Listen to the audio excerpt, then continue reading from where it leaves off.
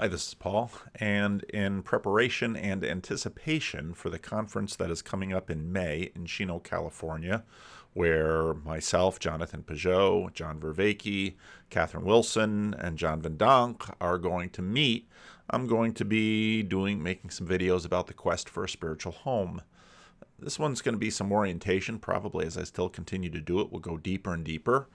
Before the conference itself, in April, the five of us are going to have an online conversation in order to sort of continue the conversation that we began in Thunder Bay on consciousness and conscience, and also to begin to lay some groundwork, hopefully, so we can sort of find each other and figure out what we're going to talk about and how we're going to lead the conversation that develops in Chino. So I thought I would get a few things started and just put some basic cards on the table. Often when I think about something like a quest for a spiritual home, the YouTube song, "I Still Haven't Found What I'm Looking For," sort of rings in my ears. There are some very deep biblical themes about this. Looking for a land of rest, Sabbath, shalom. Genesis 1 is sort of a temple text where there's this construction of the world, which is a temple, and then of course in 6 days God builds the temple, and on the seventh day he rests, and that rest is an active inauguration. It's not simply a cessation of labor. It's the beginning of an enjoyment. It's much more of a fulfillment. In Exodus, you have that sense of the promised land, the land flowing with milk and honey, and they are living in the desert. They are traveling through the desert. They are enduring in the desert. They are even, in fact, dying in the wilderness in order to get to that land, to inhabit that land. And the question as to the degree to which they actually find rest in that land, well, that's in many ways a big topic of the conversation in the Bible. Zion, God's holy mountain, is also the temple on Mount Zion. There's another image of rest, of the world as it should be. Of course, the tabernacle was sort of a movable temple, but all of the furnishings in the tabernacle were there to design and show that this is a place of creation as it should be. Creation, I don't know how to say it well. We'll continue to try to figure out how to say it. New Jerusalem in the New Testament, obviously, new heavens and new earth. John Walton talks about this rest as an inauguration of creation's intended goodness. The book of Ecclesiastes, he has placed eternity in our hearts.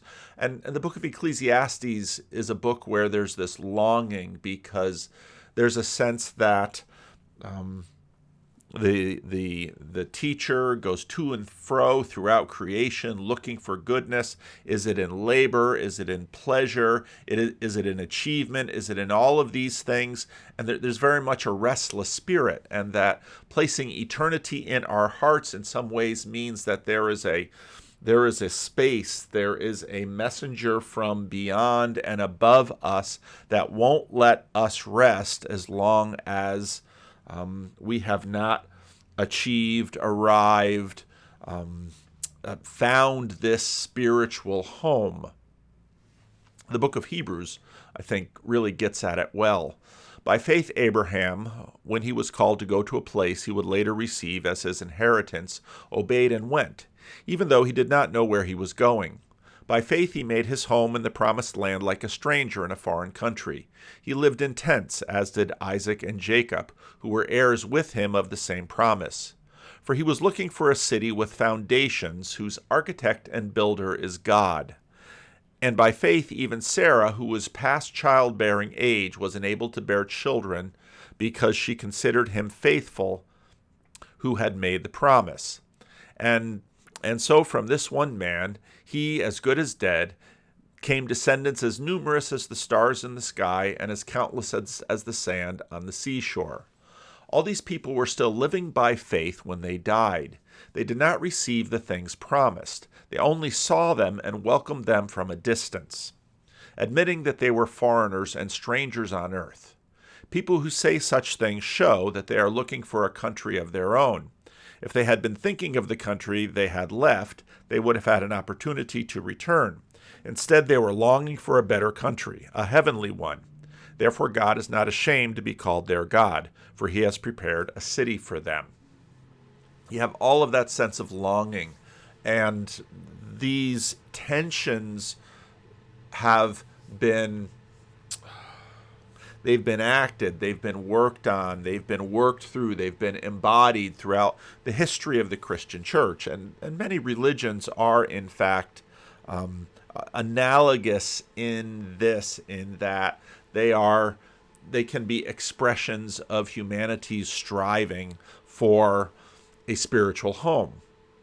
Now, one of the things that we're going to bump into, and it's going to be an interesting topic in this conversation, we'll get into when we have this ongoing conversation with John Vervaeke about a two worlds mythology. And I think we have a sense of what John is talking about and a sense of his critique of that. Yet, part of my contention is that we don't tend to escape this. And when John gets into the second self or the sacred self or the imaginal self, John had a very interesting conversation with a scholar, I believe, from Harvard Divinity School. And so John, in that sense, works this, I don't want to say duality because it's going to trigger a whole bunch of other things, but works this tension between now and not yet, between as I am and the potential of what I can be and what I should be.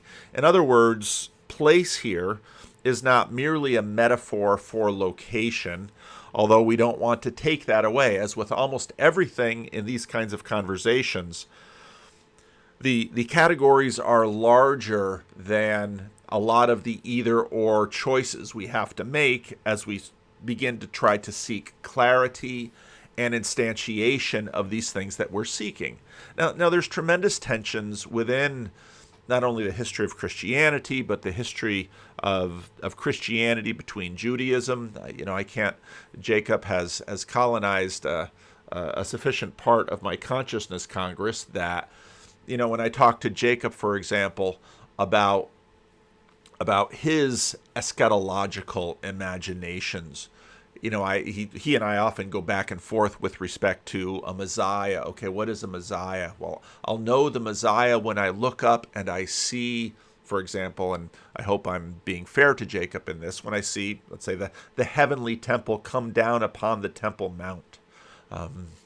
And Jacob, of course, has his own vision of how this goes and where this goes. This very much came up in a conversation that I did with Aaron of the morning show and Nate Heil when Aaron wanted to talk about hell. And whereas we did do some talking about hell in that, as with even this conversation, we're going to talk about to what degree can this desire be fulfilled and satisfied here and now, and whether that satisfaction and fulfillment that can be had in the here and now is sufficiently instantiated in the here and now.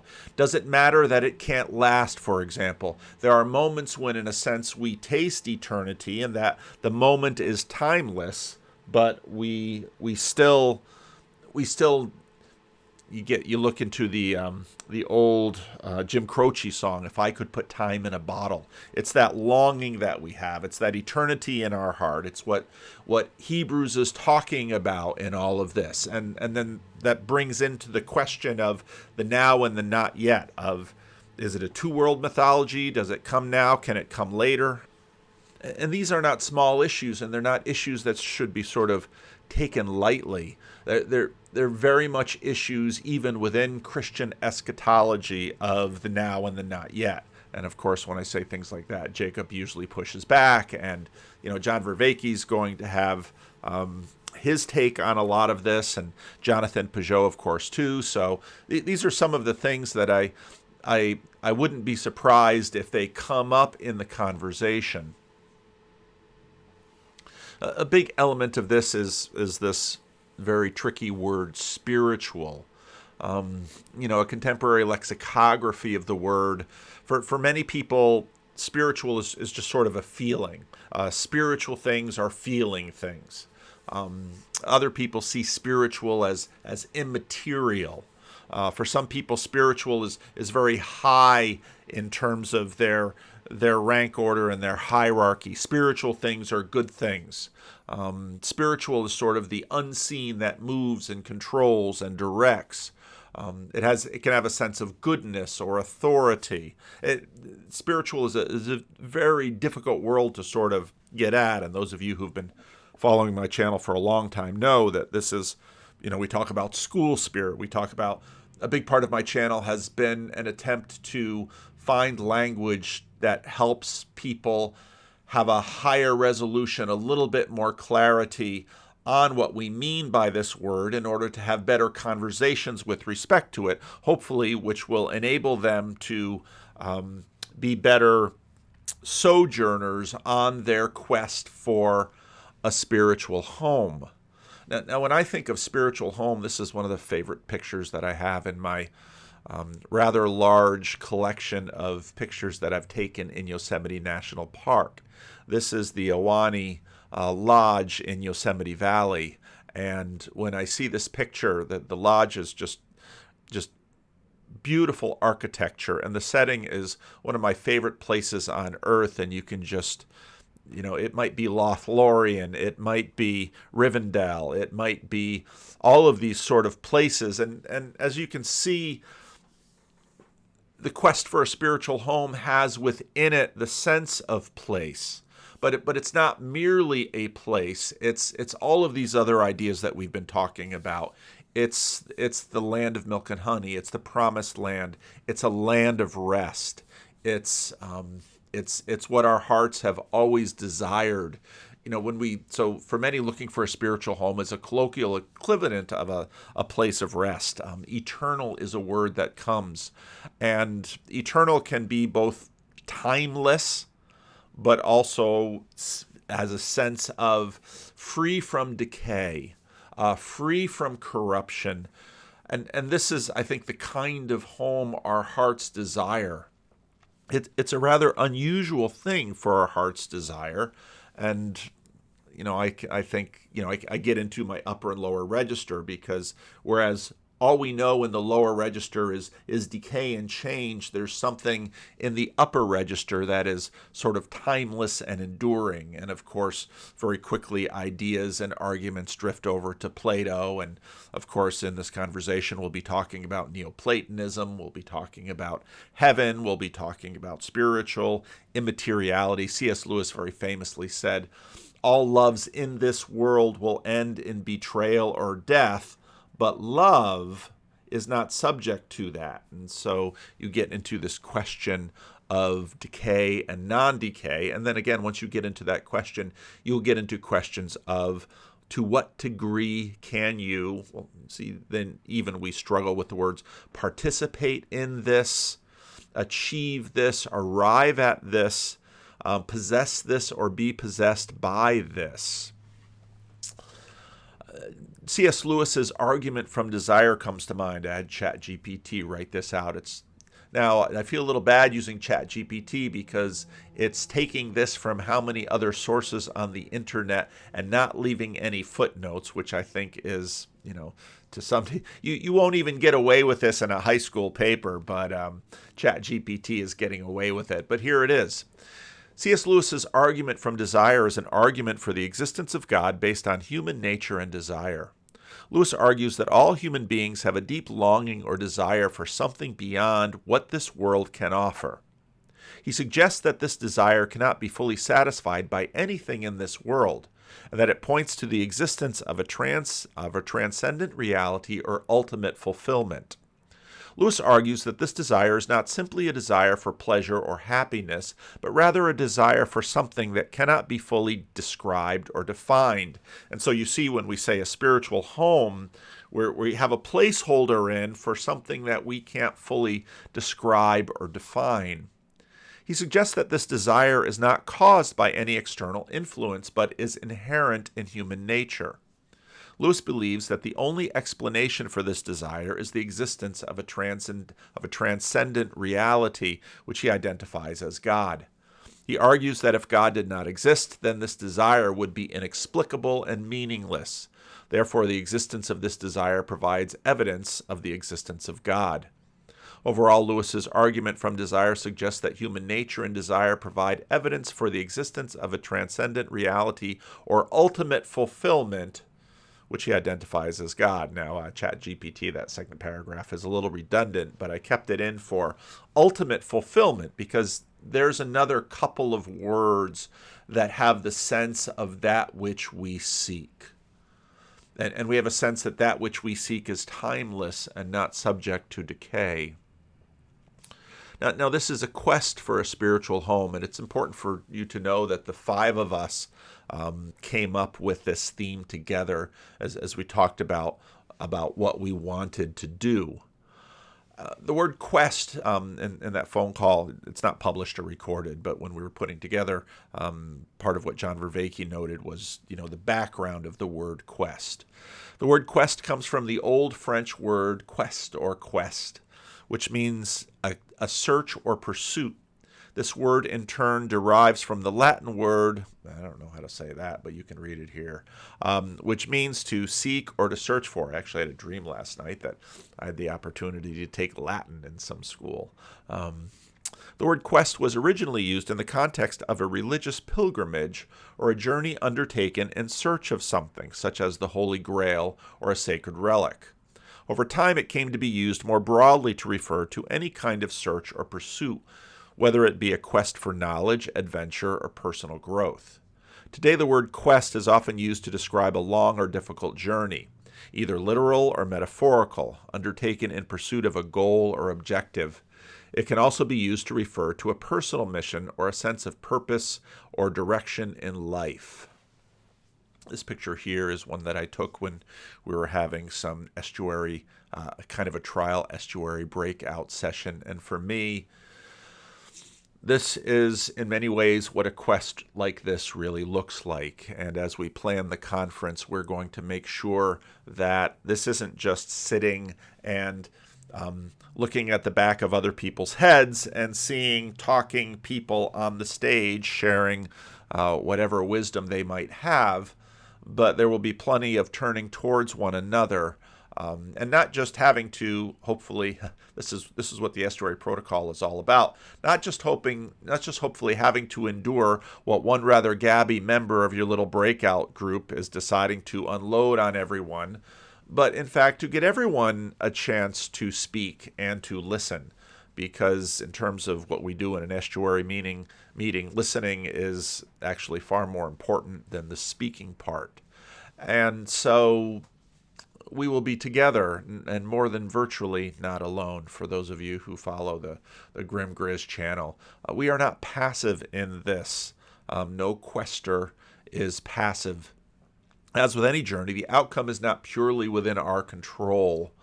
And that leads to a sense of anticipation, excitement, maybe a little bit of anxiety and fear as well. It's not something we merely possess, but to become the possession of a much larger, better, stronger, I would say more blessed lover. And in many ways, that is what we are, I believe, looking to become the beloved. So this is the quest for a spiritual home, and I just wanted to make a little video to sort of set a table. I don't know that John or Jonathan will do anything of this. I know John is, of course, John's After Socrates continues to roll out, and Jonathan continues to do what he did, but for this channel, I wanted to continue to talk about some things, and I hope to do some more videos on this.